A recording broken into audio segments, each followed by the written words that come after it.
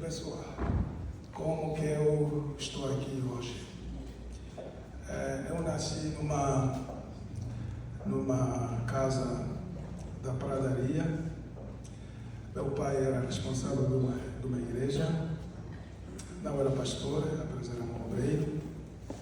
Ele ficou com a responsabilidade de cuidar da igreja, porque já não havia pastor, não havia quem pudesse cuidar da mesma.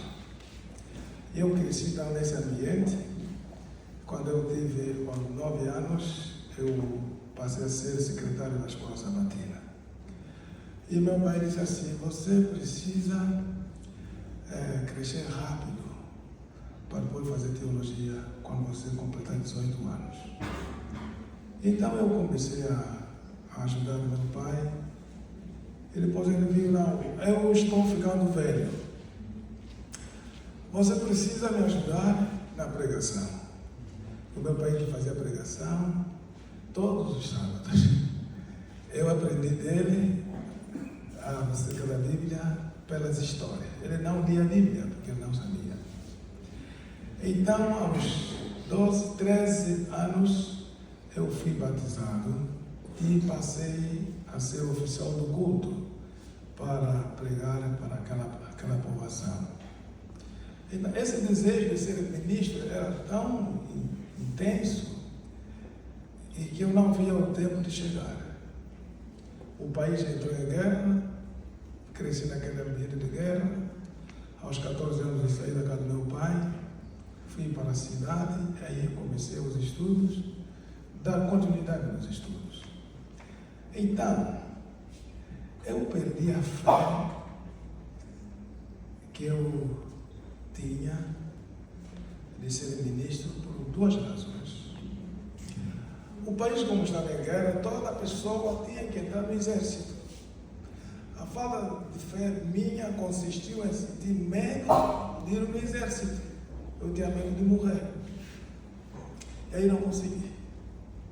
Então, aos 17 anos, fui apanhado pelo exército para enfrentar o exército. Não fiz muito tempo. Confesso que só fiz 3 meses. Aí eu tive que sair. E fui para a capital. Nessa condição de 17 anos aos 18 anos, eu seria abrangido. Esse termo abrangido é para quem chega no tempo de cumprir o serviço militar obrigatório. E eu não fui me apresentar. Então, nessa condição, não posso estudar e não posso trabalhar. E fiquei assim. Essa falta de fé do exército vai me afetar muito. Porque então imagine, no ano seguinte, quando eu fujo do exército, no ano seguinte eu me torno abrangido e não posso trabalhar. Então comecei a trabalhar somente na igreja. Aí passei a ser secretário da juventude, depois diretor da juventude. Em 1993 eu fui o primeiro diretor do Clube dos Desbravadores. Começamos com o clube na minha igreja central de Luanda, hoje sou pastor. E aquilo deu uma grande explosão, as pessoas gostaram da ideia. E nós fomos ajudados por um casal brasileiro, o casal Lopes, que devem conhecê-lo. Sua esposa chamava-se Edra, ela foi minha editora associada. Paulo Lopes com a Edra, Nair de Souza Lopes, então formamos uma equipe muito poderosa. E com a vinda do outro missionário, Adriano, Carlos Aureliano, um ano depois da formação do nosso clube, a mensagem, não é mensagem, o movimento da juventude ganhou corpo, os desbravadores, é um clube muito animado, com atividades sociais muito intensas.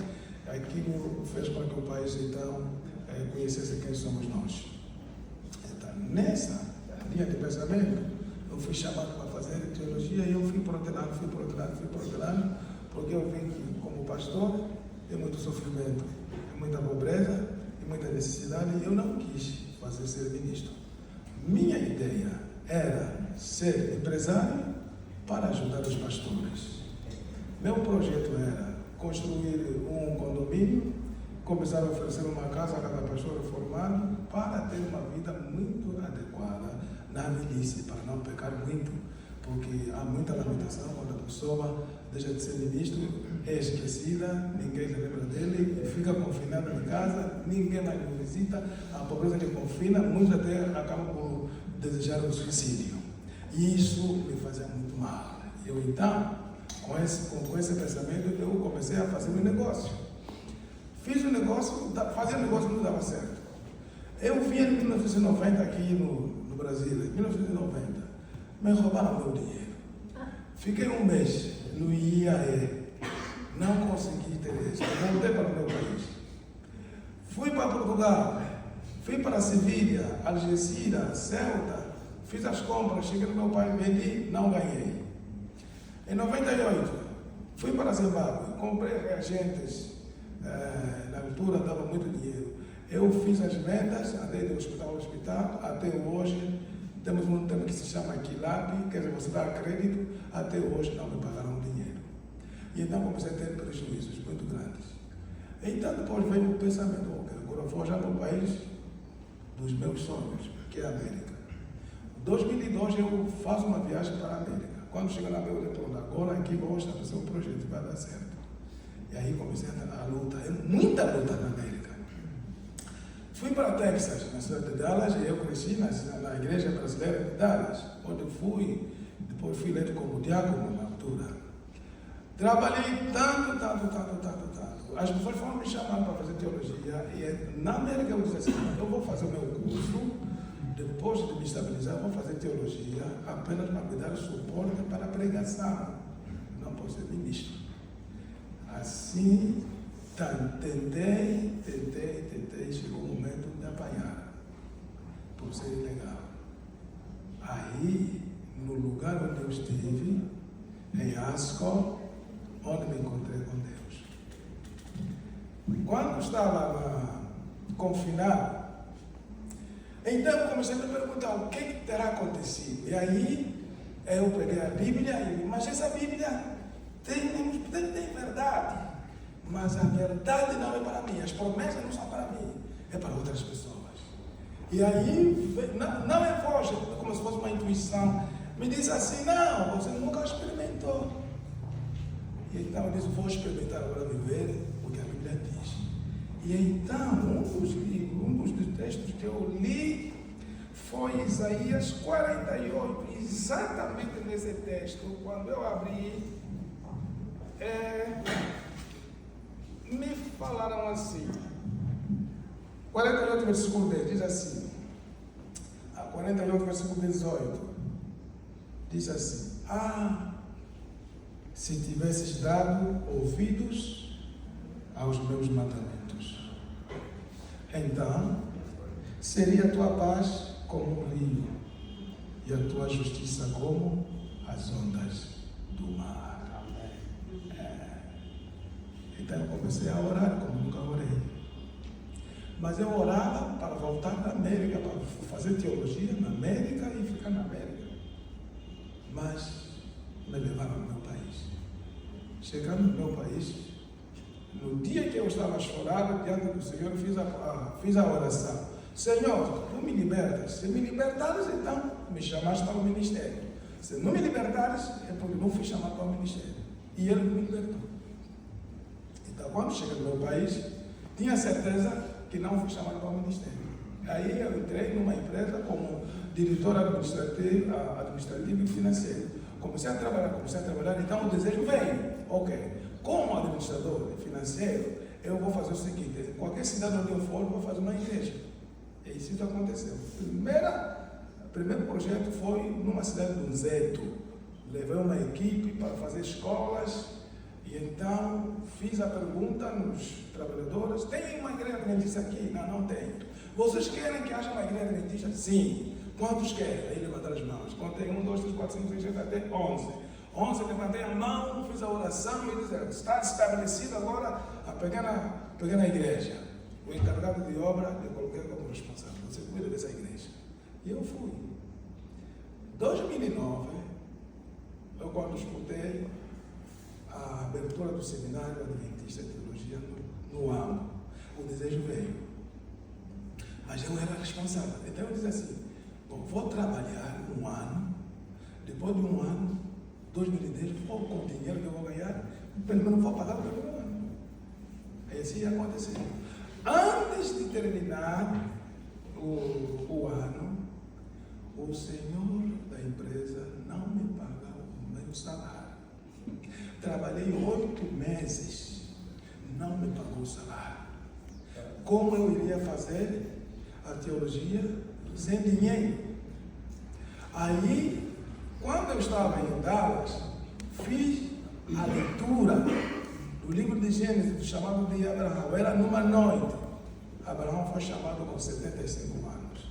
Tive uma impressão que eu ia entrar no ministério, mas não tinha certeza.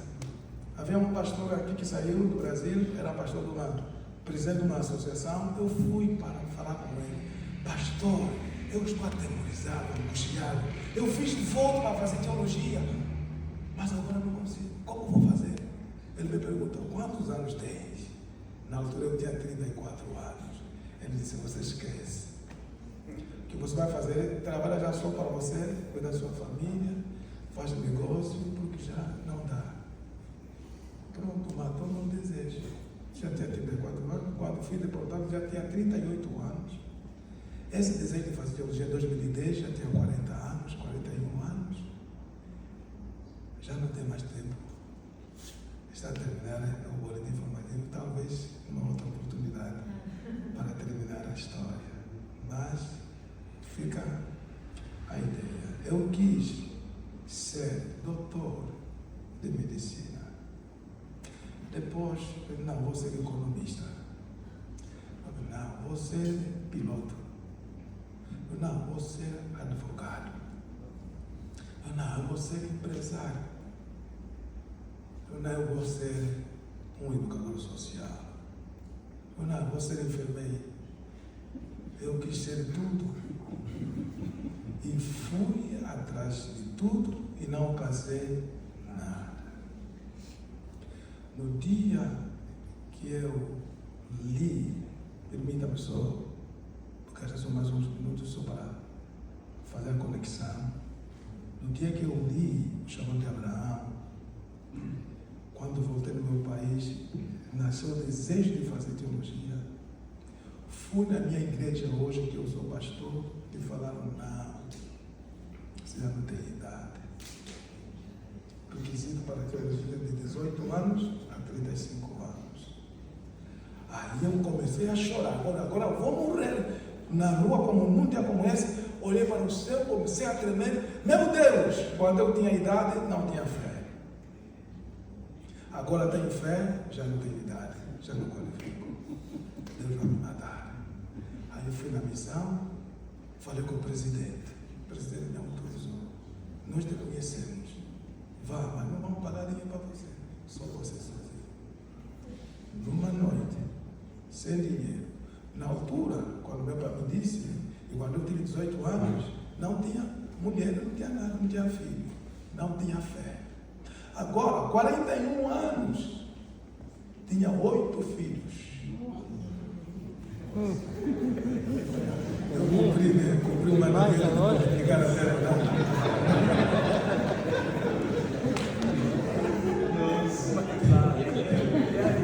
Tinha 8 filhos. Meu pai Abraão.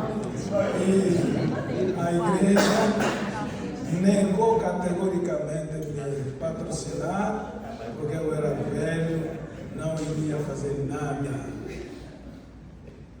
Entretanto, aprovaram a minha candidatura, que eu agradeço muito. Então, mais uma vez, numa noite, estava lendo de novo a história de Abraão. Quando eu disse, Abraão, mata o teu filho a quem tu amas, Isaac. Vai, ele sacrifica.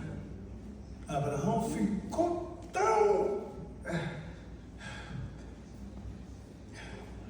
quase que caía na frustração. Como vai matar o filho que está lá? Aquela luta de Abraão eu estou acompanhando na noite. E como a história é conhecida, nós vimos que Abraão, depois de tanta luta, ele viajou 3 dias de angústia tremenda. Até que chegou no 3º dia, ele viu o sinal de Deus, o Monte Moriá. Teve a certeza que Deus estava falando com ele. Quando ele subiu no monte e matou seu filho, ao levantar a mão para matar o filho, ouviu a voz: Abraão, Abraão, Abraão, não mata seu filho. Entretanto, sei que cumpriste a minha palavra. Mataste teu filho. Olha para trás e viu o cordeiro. Deus proverá, Deus proverá. É quando eu disse: bom, não tenho dinheiro, não tenho nada, ninguém quer me ajudar. Eu vou pela fé. E parti eu e a minha casa sem dinheiro. Mas porque eu tinha atrasado muito, mas Deus me esperou. E hoje estou aqui, graças a Deus, porque Ele me esperou. Eu nasci fora do tempo, sou um aborto. Entretanto, tenho que trabalhar para contrapor aqueles que diziam que eu sou velho, não posso fazer